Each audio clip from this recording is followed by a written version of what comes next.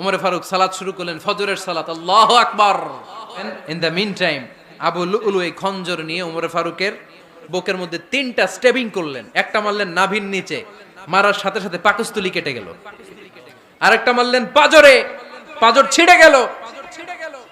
3টা মারার পরে ওমর ফারুক বললেন, কাতালানি আল কালব, এক কুকুর আমাকে মেরে ফেলেছে। পেছন থেকে এক সাহাবীকে টান মেরে সামনের দিকে নিয়ে গেলেন, তুমি নামাজের ইমামতি করাও। আর ওমরে ফারুককে বাকিরা ধরাধরি করে পেছনে নিতে আরম্ভ করলেন।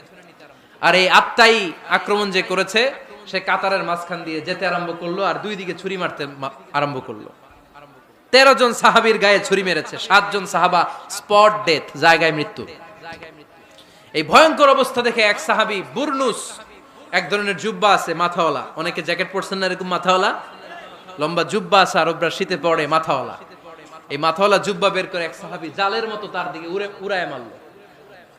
ওই বুরনুসের মধ্যে পেঁচিয়ে আবু লুলু মাটিতে পড়ে গেল আর সুইসাইড করে ফেললো, নিজের বুকে নিজে মেরে আত্মহত্যা।